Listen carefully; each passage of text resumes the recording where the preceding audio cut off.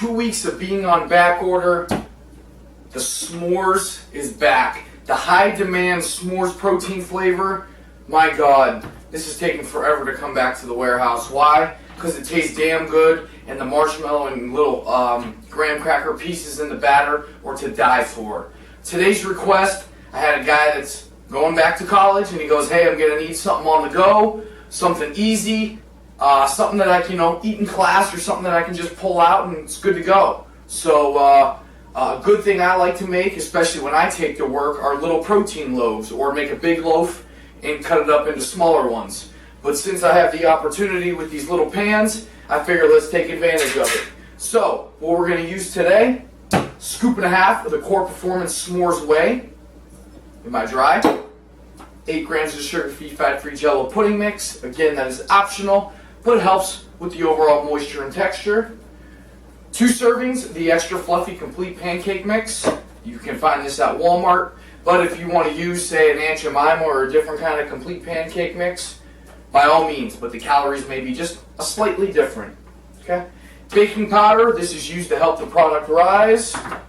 Cocoa powder, so we're going to add a little bit more chocolate to the s'mores and make a double chocolate s'mores kind of loaf. So we're going to use 2 tablespoons or 16 grams. And a touch of Splenda, about 3 grams worth. This just helps the overall sweetness and flavoring of the final product. So with that said, all of our dry. Wet ingredient wise, what are we going to use?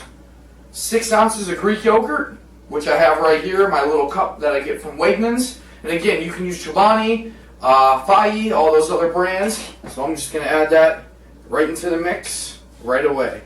And again, Greek yogurt is used as an oil or fat replacement.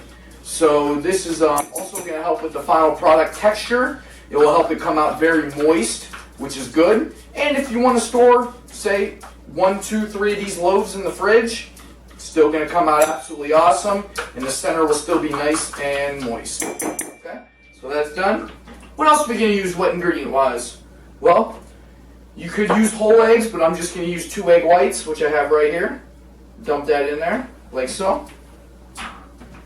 Last but not least, another fat replacement you can use is applesauce, but today I'm going to use bananas. So I have 1 large banana, or 100 grams. Okay, I basically took a banana and cut it up into very small little chunks, so that way when I do blend it all together, everything comes out perfectly fine. Okay, all of our dry, all of our wet. Next thing I'm going to do, take a hand mixer, or you can use simply a beater itself, and mix it up. So my oven is preheating to 350. I'm going to coat these down with cooking spray, and we're going to make our batter and toss them in the oven. I took my little pans, cooking spray, coated them all. Now what we're going to do is I'm going to set them all close to each other.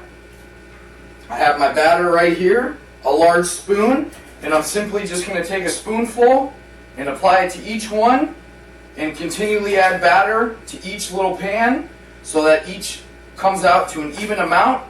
And again, when we fill these up, you don't want to fill them all the way to the top, guys, because what happens is things will overflow.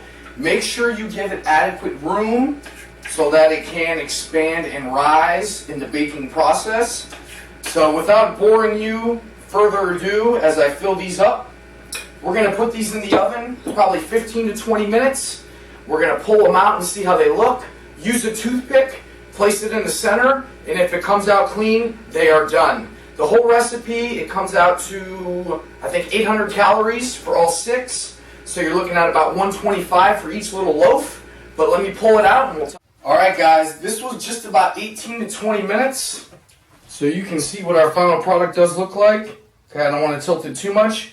But if you notice, you can see a little bit of the white little specks from the marshmallows and a little bit of the chocolate, not the chocolate, but the graham cracker little pieces that you can't find in the s'mores. And again, guys, s'mores just came off back order, so if you want to order now. Chocolate chip cookie dough, chocolate raspberry truffle exclusives to Cellucor.com, where you should pick up your product. You can do that, Cellucor.com. Bkupniewski, which is in the comment box below, as well with the description, the macros, and the ingredients. That saves you 20% off and free shipping on all your orders. Again, 125 calories per loaf, which is very high. Okay? and they're great. They can stay in the fridge for up to 3 to 5 days or so.